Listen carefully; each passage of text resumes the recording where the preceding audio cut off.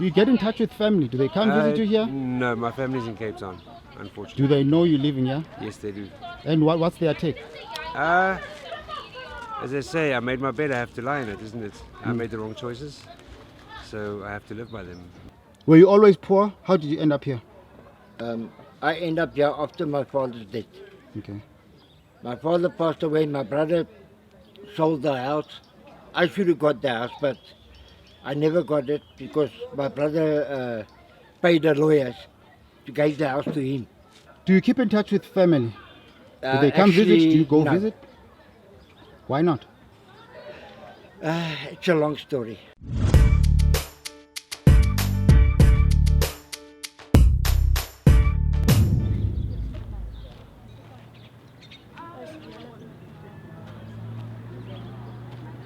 In November 2014, a group of white South Africans was moved from Coronation Park in Krugersdorp, west of Johannesburg, to an informal settlement in Mansfield. They say they were promised RDP houses.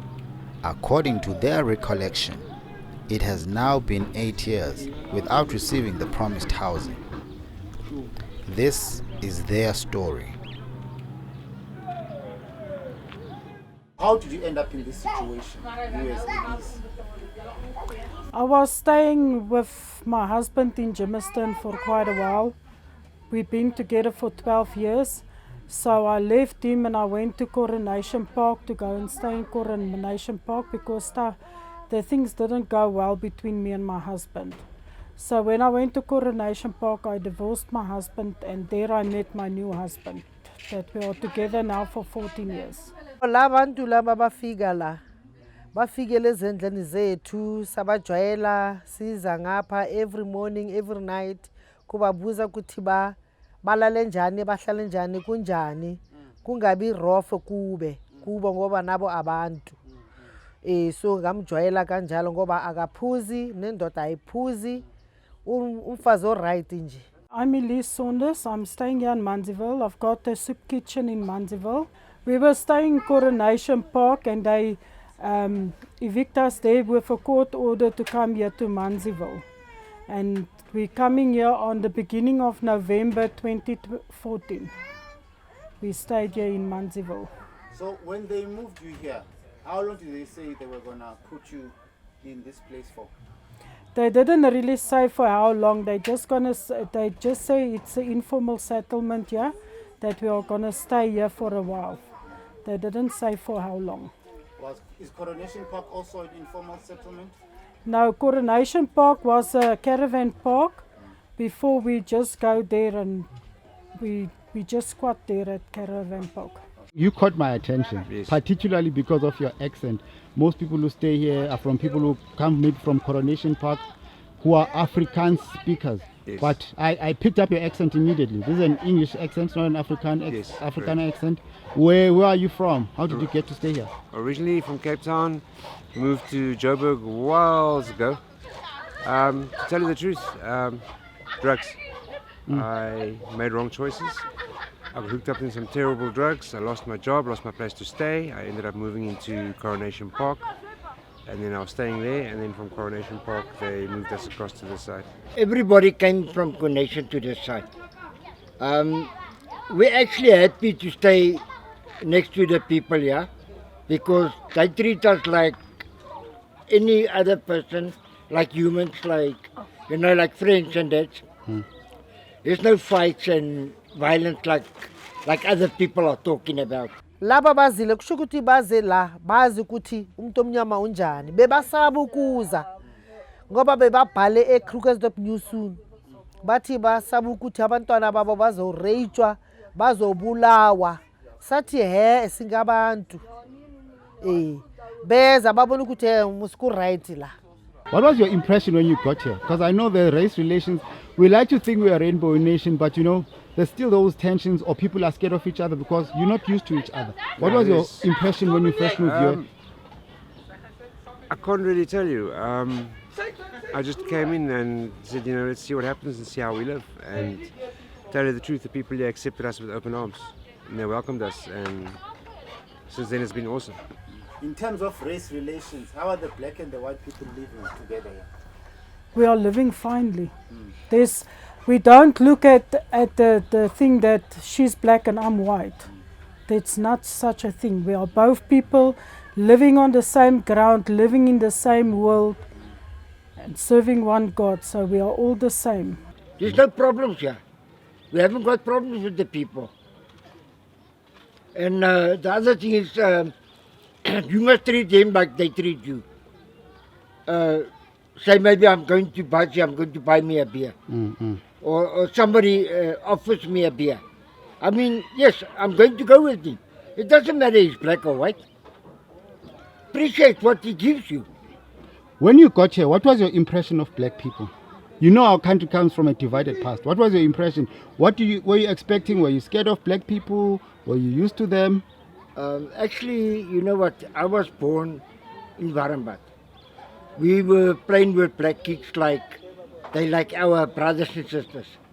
Yeah, when we came here, there was nothing like, oh, you must be afraid. For what reason? I'm not afraid of nobody.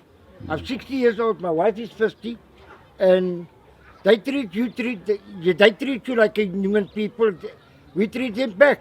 Okay. And there's no thing like I hate you and you hate me.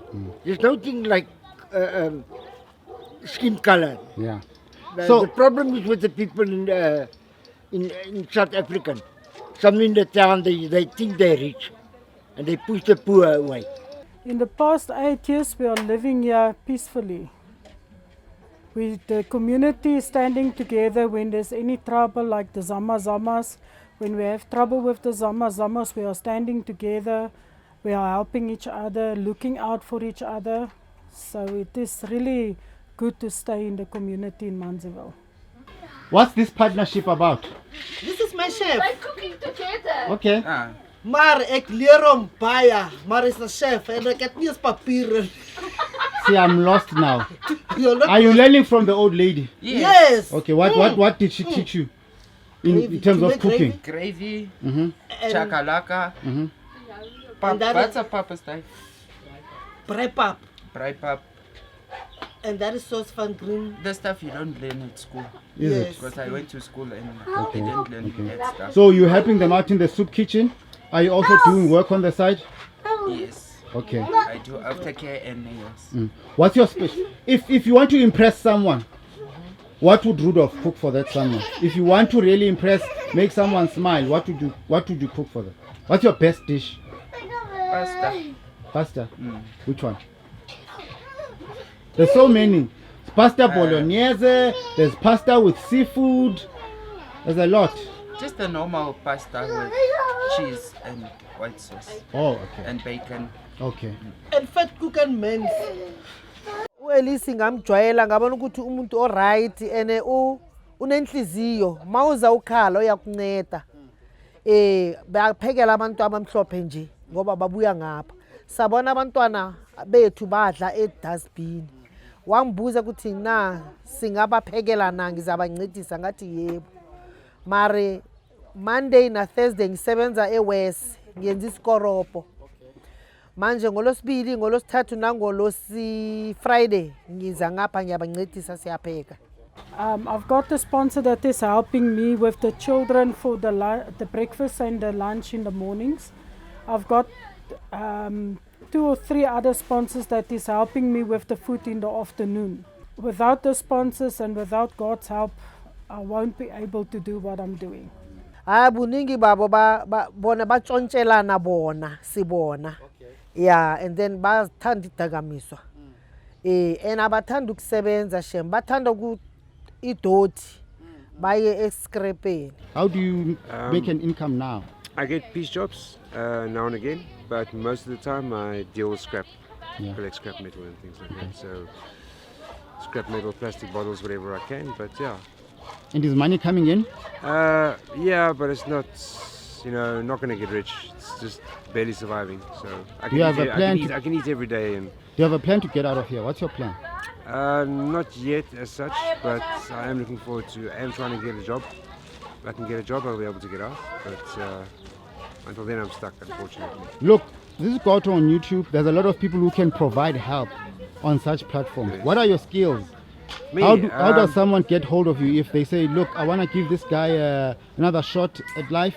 How do they get hold of I you? What are your don't, skills? I don't have a cell phone number as such or a phone number as such, but I'm actually kind of an adventure guide, you know, a qualified climber, a raft master, and professional kayaker. Other than that, I was in the telecom industry and, you know, sort of welding, handyman jobs, bit of building work, things like that. I can do pretty much everything, you know, jack of all but master of none. So, yeah, I do pretty much anything from roofing to building walls to putting tiles to welding up things, panel beating. I get piece jobs quite often with that. Do you get in touch with family? Do they come visit you here? No, my family's in Cape Town, unfortunately. Do they know you living here? Yes, they do. And what's their take? As I say, I made my bed, I have to lie in it, isn't it? I made the wrong choices, so I have to live by them. Sure, bro. What are you guys playing? Zweb. Zweb? Yeah. Okay. I call it spin. Yeah, they are calling speed. Are you working? No, I'm on pension. Okay. Do you keep in touch with family? Do they come visit? Do you go no. visit? Why not? It's a long story. Okay. I got 5 brothers. They all, you know, high society, they're rich people. When you ask them for something, they tell you, no, you stay Mansfield. Why must we help you? I mean, that's not fair. I mean, it's my family, but I push them away now. Like they push me away. Would you say they are ashamed of you? Yeah, because I'm staying in Mansfield. Family doesn't come here, we don't go to family.